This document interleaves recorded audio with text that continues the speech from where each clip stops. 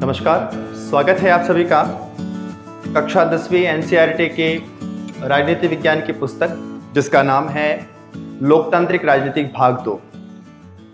हम सभी ने कक्षा 9 में इस पुस्तक का पहला भाग लोकतांत्रिक राजनीति भाग 1 इसका अध्ययन किया है, जिस पुस्तक में हमने लोकतंत्र के बारे में जाना, लोकतंत्र के अर्थ, लोकतंत्र की परिभाषाओं को समझा, लोकतंत्र क्या है, लोकतंत्र की विशेषताएं क्या हैं, और उस पूरी 9th कक्षा की लोकतांत्रिक राजनीति भाग 1 की कक्षा में हम इस निष्कर्ष पर पहुंचे हैं कि दुनिया की सर्वश्रेष्ठ शासन पद्धतियों में से एक जो है उसका नाम है लोकतंत्र। दुनिया ने राजतंत्र, कुलीन तंत्र, तानाशाही व्यवस्थाएं, ऐसी अनगिनत शासन पद्धतियों को देखा है और वर्तमान विश्व का अनुभव यह कहता है कि इन सब प्रकार की शासन पद्धतियों में से सर्वश्रेष्ठ जो शासन पद्धति है वह है लोकतंत्र। और अपनी इस कक्षा 10वीं की इस पुस्तक में हम लोकतंत्र की उसी कहानी को जिसको हमने 9वीं कक्षा में छोड़ा था वहां से आगे बढ़ाएंगे। और अपनी इस कक्षा 10 की ये जो पहला अध्याय है, सत्ता की साझेदारी, हमने जब लोकतंत्र की विशेषताएं पढ़ी, उन लोकतंत्र की बहुत सारी विशेषताओं में से एक विशेषता, लोकतंत्र अपनी शक्ति को साझा करता है अलग अलग संगठनों के साथ, अलग अलग स्तरों की सरकारों के साथ, अलग अलग प्रकार के वर्गों के लोगों के साथ में। सत्ता की साझेदारी, इस शब्द से हम जब इसके अंग्रेजी रूपांतरण को देखते हैं पावर शेयरिंग, तो ये जो शेयरिंग शब्द है इससे हम ज्यादा परिचित हैं। हम सब जानते हैं शेयर करना मतलब अपनी चीज को दूसरों के साथ बांटना। तो सत्ता की साझेदारी जो विषय है, सत्ता अर्थात पावर, ताकत, शासन की ताकत, सरकार की ताकत। तो जब कोई सरकार अपनी ताकत को अलग अलग स्तरों की सरकारों, अलग अलग वर्गों के बीच में बांटती है, तब हम कहते हैं कि वह सरकार अपनी सत्ता की साझेदारी कर रही है। इस सत्ता की साझेदारी के इस कॉन्सेप्ट को समझने के लिए अपनी इस अध्याय में दो देशों की कहानियां हमारे सामने आती है, जिन दो देशों के इस केस स्टडी के माध्यम से हम ज्यादा अच्छी तरीके से सत्ता की साझेदारी इस विषय को समझ पाएंगे। सबसे पहला जो केस स्टडी हमारे सामने आता है वो है बेल्जियम। बेल्जियम एक छोटा सा देश जिसकी कुल जनसंख्या हमारे भारत से अगर तुलना करें तो भारत का जो हरियाणा राज्य है उस हरियाणा राज्य की कुल जनसंख्या से आधी जनसंख्या बेल्जियम की है। बेल्जियम की जो जातीय बुनावट थी, जो जातीय समीकरण थे, वो किस प्रकार के थे? तो पूरे बेल्जियम में कुल मिलाकर 3 प्रकार की भाषा के समूह रहते हैं, 3 प्रकार की भाषा बोलने वाले समूह, और वह समूह भी पूरे बेल्जियम में अलग अलग स्थानों पर और बटे हुए हैं। मूल रूप से बेल्जियम का जो फ्लेमिश इलाका है, फ्लेमिश नाम का इलाका, वहां पर बेल्जियम की कुल जनसंख्या का 59% जनसंख्या यह निवास करती है और ये 59% जनसंख्या डच भाषी है, डच भाषा बोलती है। जबकि बेल्जियम का ही दूसरा क्षेत्र है वेलोनिया। इस वेलोनिया क्षेत्र में बेल्जियम की कुल जनसंख्या का 40% हिस्सा निवास करता है, यानी 40% ऑफ पॉपुलेशन जो है वह वेलोनिया क्षेत्र में रहती है और वह जनसंख्या फ्रेंच भाषा बोलती है, यानी फ्रेंच भाषी है। जबकि बचा हुआ जो 1% है, 59% फ्लेमिश इलाके में रहते हैं और वो डच भाषा बोलते हैं, 40% लोग वेलोनिया क्षेत्र में रहते हैं और वो फ्रेंच भाषा बोलते हैं। ये बचा हुआ जो 1% जनसंख्या का हिस्सा है, ये रेस्ट ऑफ बेल्जियम इन 2 क्षेत्रों के अलावा भी पूरे बेल्जियम में फैला हुआ है और ये 1% जनसंख्या का जो हिस्सा है वह जर्मन भाषी है, यानी कि जर्मन भाषा बोलते हैं। इस प्रकार हमको अभी साफ साफ हमारी आंखों के सामने बेल्जियम की जातीय बुनावट, उसका जो एथनिक कंपोजिशन है वो हमारे सामने आने लगा है कि पूरे बेल्जियम में 3 प्रकार की भाषा को बोलने वाले लोग रहते हैं, डच, फ्रेंच और जर्मन भाषा को बोलने वाले। और संपूर्ण बेल्जियम का अगर सिनेरियो देखेंगे तो यहां पर सबसे अधिक कौन सी भाषा को बोलने वाले लोग हैं? हाँ, डच भाषा को बोलने वाले लोग सबसे अधिक हैं, जो कि फ्लेमिश इलाके में रहते हैं। लेकिन हम एक दूसरा जब सिनेरियो देखते हैं, जब हम बेल्जियम की राजधानी जिसका नाम है ब्रुसेल्स, जब हम बेल्जियम की राजधानी ब्रुसेल्स की बात करते हैं तो ये चित्र बिल्कुल उलट है। देखिए, बेल्जियम की राजधानी ब्रुसेल्स की कुल जनसंख्या में 80% फ्रेंच भाषा बोलने वाले लोग हैं, जबकि 20% लोग डच भाषा बोलने वाले लोग हैं। यहीं पर ये जो कॉन्ट्रडिक्शन है, ये जो अंतर है जनसंख्या के वितरण का, ये यहां पर हमको समझना यह है कि पूरे बेल्जियम के अंदर जहां पर डच भाषा बोलने वाले लोगों की अधिसंख्या है। अर्थात अगर हम बेल्जियम की बात करते हैं तो बहुसंख्यक लोग, मेजोरिटेरियन पॉपुलेशन जो है वो किसकी है, वो डच भाषा बोलने वाले लोगों की है। जबकि फ्रेंच भाषी लोग और जर्मन भाषी लोग बेल्जियम में अल्पसंख्यक के रूप में हैं। लेकिन बेल्जियम की राजधानी की जब हम बात करते हैं तो जो फ्रेंच संपूर्ण बेल्जियम में अल्पसंख्यक हैं, वे ब्रुसेल्स बेल्जियम की राजधानी में बहुसंख्यक हैं। 80% लोग फ्रेंच लोग ही हैं और 20% लोग डच भाषी हैं। इस एथनिक कंपोजिशन के कारण से, इस जातीय बुनावट के कारण से बेल्जियम के अंदर कई प्रकार की समस्याएं होने लगी।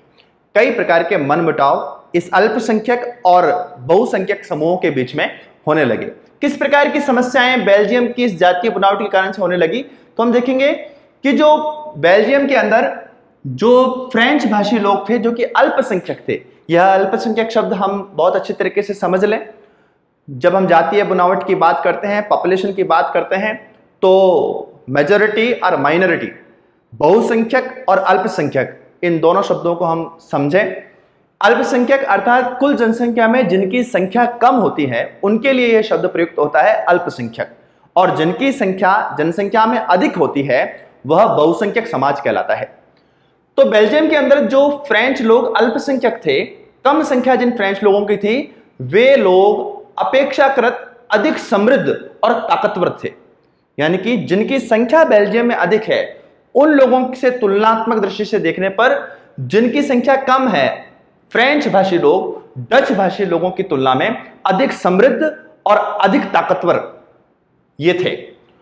वहीं शिक्षा और आर्थिक विकास की जो योजनाएं थी, जो एजुकेशन है, इकोनॉमिक डेवलपमेंट है, इन सब की जो योजनाएं हैं वो डच लोगों के बीच में, यानी कि जो वेलोनिया क्षेत्र था, उन क्षेत्रों में देरी से पहुंची, जिसके कारण से वो अपना विकास तुलनात्मक दृष्टि से फ्रेंच लोगों के बराबर अपने आप को विकसित नहीं कर पाए डच भाषी लोग। और इसके कारण से जो डच समाज था, जो बेल्जियम का बहुसंख्यक समाज था, वो फ्रेंच लोगों के साथ में खिंचकर रहने लगा। इन दोनों के बीच में तनातनी रहने लगी, छोटी छोटी बातों पर विवाद होने लगा, क्योंकि हर समय डच लोगों के मस्तिष्क में यही बात चलती थी कि हम लोग अपने ही देश में जनसंख्या में अधिक होने के बावजूद भी अल्पसंख्यक लोगों से पिछड़े हुए हैं, वो लोग हमारा शोषण कर रहे हैं। इस कारण से इन दोनों समुदायों के बीच में, फ्रेंच भाषी और डच भाषी लोगों के बीच में एक के बाद एक नए नए तनाव के कारण बनने लगे, नए नए विवाद होने लगे। 1950 से 60 का ये जो दशक है, दशक की जब हम बात करते हैं तो वो 10 सालों की अवधि होती है। यानी 1950 से 1960 तक एक दशक, और 1960 का दशक मतलब 1970 तक। ये जो 20 साल हैं 1950 और 60 के दशक के, ये बेल्जियम में बहुत कष्टपूर्ण बीते, और इन दोनों भाषाई समूहों के बीच में तनाव लगातार बढ़ने लगा। कई प्रकार की झड़पें यहां पर होने लगी। ये जब तनाव बेल्जियम के अंदर बढ़ने लगा तो बेल्जियम में की सरकारों ने, बेल्जियम के नेताओं ने ऐसे क्या प्रयत्न किए जिससे ये तनाव बेल्जियम के कंट्रोल में आया और बेल्जियम शांतिपूर्ण व्यवस्था को बनाए रखने में सफल हो सका। तो उसकी तरफ हम देखते हैं। सबसे पहली बात तो बेल्जियम के नेताओं में ये इच्छा शक्ति थी कि हमको बेल्जियम को गृह युद्ध की स्थिति उससे बचाना है, और उसको बचाने के लिए बेल्जियम के नेताओं ने, बेल्जियम की सरकार ने भरसक प्रयत्न किए। और उन प्रयत्नों को हम यहां देख सकते हैं कि 1970 से 1993 तक, 1917 से 1993 तक, इस कालखंड में, इस 23 इयर्स के कालखंड में बेल्जियम के नेताओं ने बेल्जियम के संविधान में 4 बार संवैधानिक संशोधन कर डाले। यानी कि वो प्रत्येक आवश्यकता जो बेल्जियम के नेताओं को बेल्जियम में शांति व्यवस्था बनाए रखने के लिए आवश्यक लगी, उस प्रत्येक आवश्यकता को बेल्जियम के नेताओं ने तत्काल किया, और 1970 से 93 के बीच ही अपने संविधान में 4 बार संशोधन किए। दूसरा, सबसे बड़ी बात जो है कि बेल्जियम के नेताओं के मन में यह बात बहुत स्पष्ट थी कि बेल्जियम के प्रत्येक नागरिक का सम्मान यह बना रहना चाहिए, चाहे वो फ्रेंच भाषी हो, चाहे वो डच भाषी हो, चाहे वह जर्मन भाषी 1% लोग हों, जिसकी बात वहां कहीं नहीं हो रही थी। जर्मन भाषी, डच भाषी और फ्रेंच भाषी प्रत्येक बेल्जियम का नागरिक सम्मान से बेल्जियम में रह सके, इसके लिए उन्होंने अपने मनोविचार से, अपनी कल्पनाशीलता के आधार पर बेल्जियम के नेताओं ने कई नए नए प्रावधान, नई नई व्यवस्थाएं बेल्जियम में विकसित की। ये नई व्यवस्थाएं जो बेल्जियम को गृह युद्ध से बचा पाई, उसको दुनिया ने बेल्जियम मॉडल कहा, और इस बेल्जियम मॉडल के बारे में हम आगे अध्ययन करते हैं। बेल्जियम ने अपनी जातीय समस्याओं को, भाषाई वर्गों के बीच में उत्पन्न हो रहे तनाव को समाप्त करने के लिए और प्रत्येक बेल्जियम के प्रत्येक नागरिक के सम्मान को बचाने के लिए वहाँ के नेताओं ने, वहाँ के सरकारों ने नई नई व्यवस्थाओं को विकसित किया। ये जो नई व्यवस्थाएं बेल्जियम ने अपनी कल्पनाशीलता के आधार पर बनाई, उसे दुनिया ने बेल्जियम मॉडल के नाम से जाना। क्या थी इस बेल्जियम मॉडल की प्रमुख विशेषताएं? तो कुछ प्रमुख विशेषताओं में सबसे पहले तो बेल्जियम की जो केंद्र सरकार थी, उस केंद्र सरकार में डच भाषी और फ्रेंच भाषी मंत्रियों की संख्या को समान कर दिया गया। यद्यपि संपूर्ण बेल्जियम में बहुसंख्यक वर्ग डच भाषियों का था और फ्रेंच लोग अल्पसंख्यक थे, लेकिन इसके बावजूद जो बेल्जियम की केंद्रीय सरकार बनी, उस केंद्र सरकार में डच और फ्रेंच मंत्रियों की संख्या एक समान कर दी गई। दूसरा प्रमुख विशेषता इस बेल्जियम मॉडल की यह थी कि जो केंद्र सरकार थी, जो संपूर्ण बेल्जियम की सरकार थी, उस केंद्र सरकार ने अपनी बहुत सारी शक्तियों को वहां की राज्य सरकार के साथ साझा किया, शेयर किया, उसके साथ बांटा, जिसके कारण से केंद्र और राज्यों के बीच के तनाव वह लगातार कम होने लगे। वहीं तीसरी विशेषता इस मॉडल की ये रही कि जो बेल्जियम की राजधानी थी ब्रुसेल्स, उस ब्रुसेल्स के लिए अलग सरकार की स्थापना की गई। और केवल अलग सरकार की स्थापना ही नहीं की गई, ब्रुसेल्स की उस सरकार में भी मंत्रियों की संख्या जो है, दोनों समुदायों के मंत्री, फ्रेंच और डच समुदाय से आने वाले मंत्रियों की संख्या बराबर कर दी गई। यहां हमको यह बात समझनी चाहिए, जैसा कि हमने बेल्जियम के उस जातीय बनावट को देखा था, हमको बहुत स्पष्ट था कि संपूर्ण बेल्जियम में जहां अल्पसंख्यक समुदाय फ्रेंच भाषी था, वो ब्रुसेल्स में वही फ्रेंच भाषा बोलने वाले लोग बहुसंख्यक थे। तो क्योंकि केंद्र सरकार में डच और फ्रेंच लोगों ने मंत्रियों की संख्या समान करना स्वीकार कर लिया, इसीलिए ब्रुसेल्स में जहां फ्रेंच लोग बहुसंख्यक थे, वहां पर भी मंत्रियों की समान संख्या के इस फार्मूले को डच लोगों ने सहजता से स्वीकार कर लिया। चौथी और सबसे विशिष्ट विशेषता, सबसे अलग जो बात बेल्जियम ने की, जिसके कारण से बेल्जियम मॉडल वर्ल्ड वाइड एक अलग प्रकार का नमूना बना, एक अलग प्रकार का कॉन्सेप्ट दुनिया के सामने लेकर के आया, वो जो चीज थी वो थी सामुदायिक सरकार, बेल्जियम की कम्युनिटी गवर्नमेंट। इसको हमको बहुत अच्छी तरीके से समझना चाहिए। ये एक अनोखा प्रयोग था बेल्जियम का, जो दुनिया के अंदर केवल और केवल बेल्जियम में ही हमको देखने को मिलता है। क्या था सामुदायिक सरकार का यह फार्मूला? तो सामुदायिक सरकार जो है वो एक तीसरे प्रकार की सरकार थी जो बेल्जियम में बनाई गई। केंद्र सरकार जो संपूर्ण बेल्जियम को शासन चलाती थी, ब्रुसेल्स की अपनी सरकार, राज्यों की अपनी सरकारें, वहीं तीसरे प्रकार की एक जो सरकार बनाई गई बेल्जियम में, उसको नाम दिया गया सामुदायिक सरकार। ये जो सामुदायिक सरकार थी, इस सरकार में को प्रत्येक जो भाषाई समूह था वहां का, जो फ्रेंच भाषा बोलने वाला, जर्मन भाषा बोलने वाला समूह या फिर डच भाषा बोलने वाले समूह, प्रत्येक भाषाई समूह अपनी स्वयं की सरकार का चुनाव करता था, अपनी स्वयं की सामुदायिक सरकार का चुनाव करता था। भले ही वे लोग बेल्जियम के किसी भी कोने में रहते थे, लेकिन फ्रेंच बोलने वाले लोग अपनी फ्रेंच सामुदायिक सरकार के लिए चुनाव करते थे, डच बोलने वाले लोग अपने लिए एक डच सामुदायिक सरकार का चुनाव करते थे, और जर्मन, जिनकी संख्या तो केवल 1% थी, लेकिन उसके बावजूद भी उनके लिए उनकी अपनी एक सामुदायिक सरकार थी। तो ये जो सरकार है, इस सरकार के चुनाव में उस पर्टिकुलर भाषा के लोग जिनके लिए वो सामुदायिक सरकार बनने जा रही है, उस भाषाई समूह के लोग ही उसके लिए चुनाव करते थे, चाहे वो बेल्जियम के किसी भी हिस्से में रहते हों। ये सरकार काम क्या करती थी? तो मूल रूप से 3 काम इस सामुदायिक सरकार को बेल्जियम के संविधान में दे दिए गए। ये सरकार को शिक्षा, संस्कृति और भाषा जैसे मामलों पर निर्णय लेने का संपूर्ण अधिकार वह दे दिया गया। इस कारण से बेल्जियम में जो मूलभूत तनाव के कारण थे, जो शिक्षा को लेकर के, आर्थिक अवसरों को लेकर के जो तनाव फ्रेंच और डच भाषाई समूह में बढ़ने लगा था, वह तनाव एक के बाद एक इन प्रयत्नों के कारण से समाप्त होने लगे और बेल्जियम जो है वो गृह युद्ध की स्थिति से बच गया। यद्यपि इस सारे बेल्जियम मॉडल को देखने पर बहुत ही जटिल मॉडल ये हमको दिखाई देता है, ये बेल्जियम के लोगों के लिए भी जटिल था, लेकिन क्योंकि बेल्जियम के नेताओं और बेल्जियम की सरकार की मनोस्थिति बिल्कुल स्पष्ट थी कि बेल्जियम को किसी भी कारण से और गृह युद्ध की स्थिति में जाने से बचाना है, और उन्होंने इसीलिए अपनी कल्पनाशीलता के आधार पर नए नए प्रयोग किए, नई नई व्यवस्थाएं विकसित की। सत्ता की साझेदारी जिस लेवल तक हो सकती थी उस लेवल तक वो लोग गए, और इन्हीं सब प्रयत्नों के कारण से बेल्जियम को वहां के लोगों ने गृह युद्ध की स्थिति से बचा लिया। और इस अनोखे मॉडल के कारण से, क्योंकि ये एक सफल मॉडल था गृह युद्ध की स्थिति को टालने के लिए, जब यूरोपीय संघ का निर्माण हुआ, बहुत सारे यूरोपीय देशों ने मिलकर के जब यूरोपीय संघ का निर्माण किया, तो उसका जो मुख्यालय बनाया गया वो भी बेल्जियम की राजधानी ब्रुसेल्स को बनाया गया।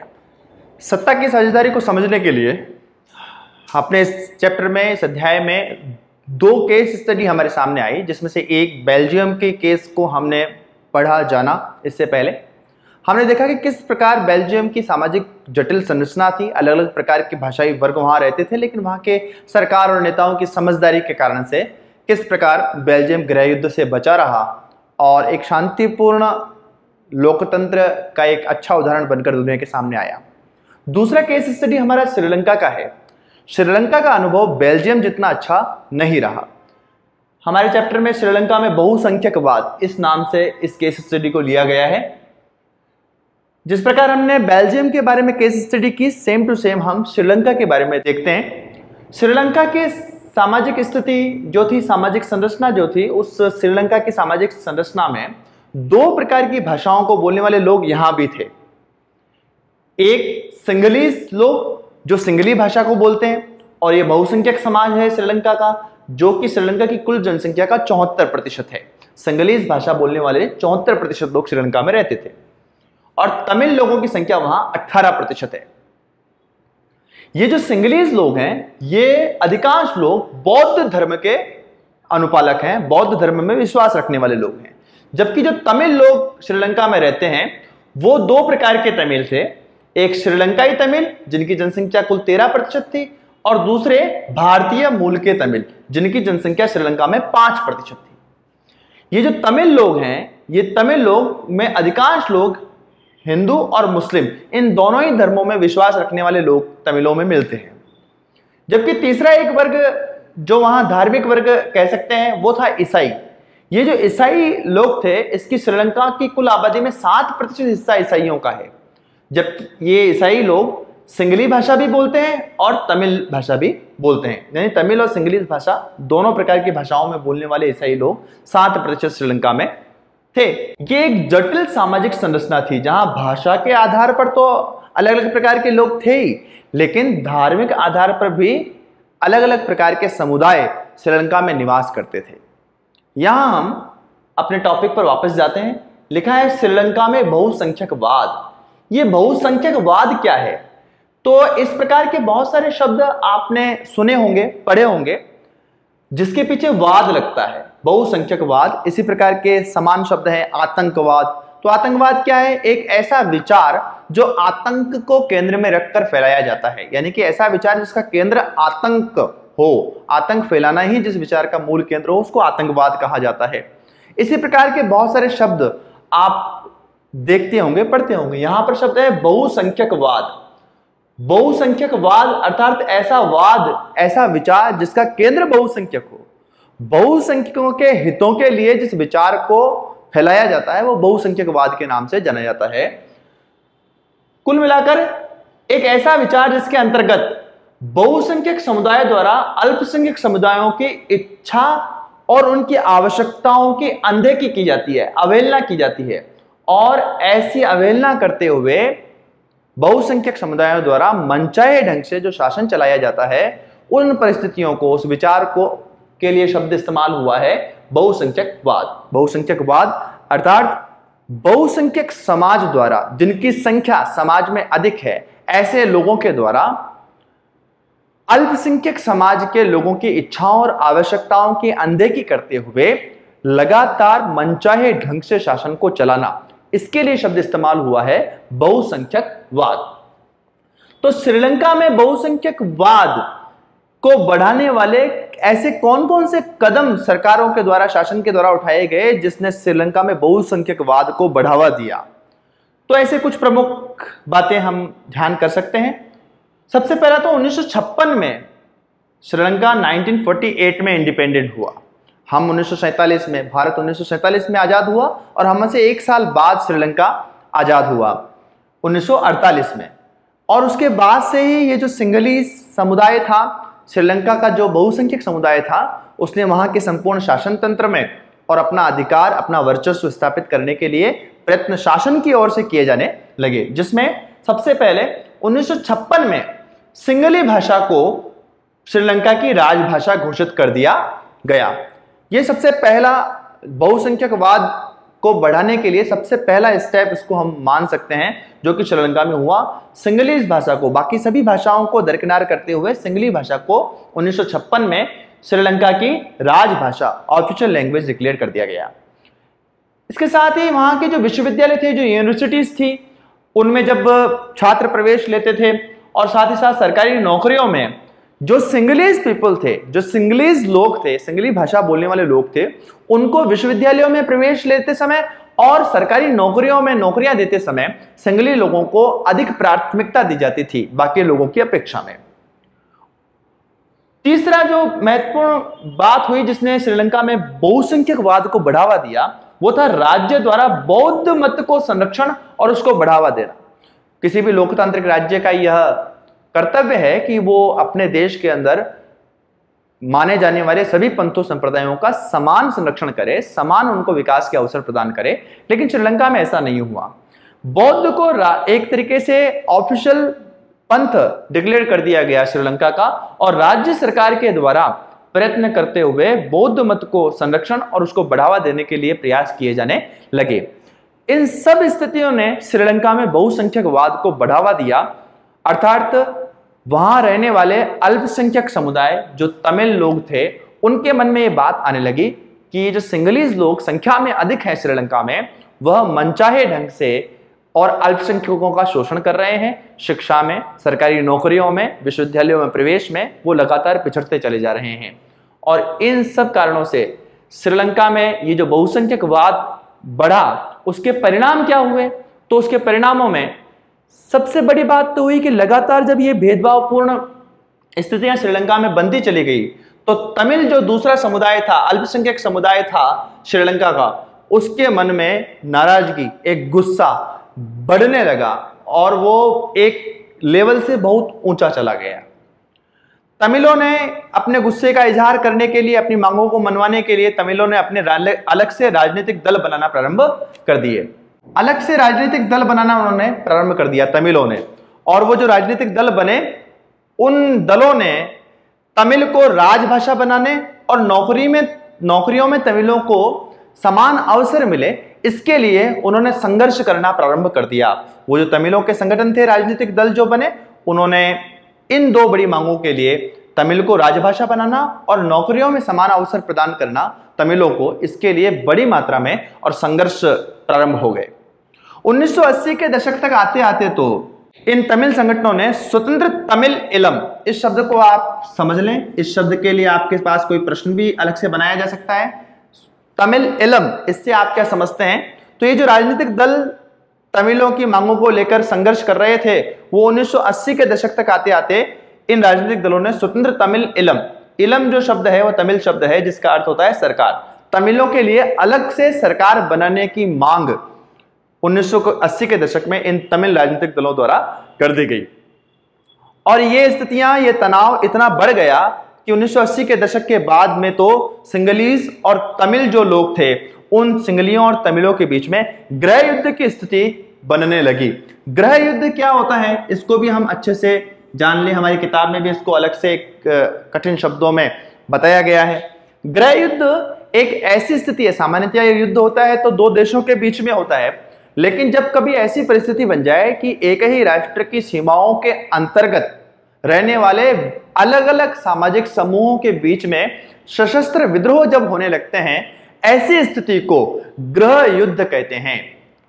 तो ये गृह युद्ध की स्थिति सिंगली समुदाय और तमिलों के बीच में श्रीलंका में 1980 के बाद बनने लगी और ये गृह युद्ध की स्थिति इतनी खतरनाक बनी कि हजारों लोगों को इस गृह युद्ध में, श्रीलंका में बहुसंख्यकवाद के कारण से जो गृह युद्ध उत्पन्न हुए उनके कारण से हजारों लोगों को अपनी जान से हाथ धोना पड़ा। साथ ही साथ लाखों लाख लोग वहां पर और शरणार्थी के रूप में अपना देश छोड़कर दूसरे देश में जाकर शरणार्थी का जीवन जीने लगे। इस बहुसंख्यकवाद की स्थिति ने ये बहुत कष्टपूर्ण परिणाम जो है वो श्रीलंका के सामने लेकर के आए। बेल्जियम का एक उदाहरण हमने पढ़ा जहां पर समय पर सभी के साथ समान व्यवहार हो, सभी का सम्मान बना रहे, इसके लिए शासन ने बहुत सारे प्रयत्न किए, प्रयास किए, जिसको बेल्जियम मॉडल के नाम से दुनिया ने स्वीकार किया। वहीं दूसरी तरफ श्रीलंका का उदाहरण हमारे सामने आया जिसमें हमको दिखा कि समय पर जब शासन ने, सरकार ने सत्ता की साझेदारी नहीं की अलग अलग सामाजिक समूहों के बीच में, तो उसका परिणाम गृह युद्ध के रूप में श्रीलंका में देखने को मिला। अपने आज के इस पहले वीडियो में हमने अब तक पढ़ा सत्ता की साझेदारी क्यों आवश्यक है।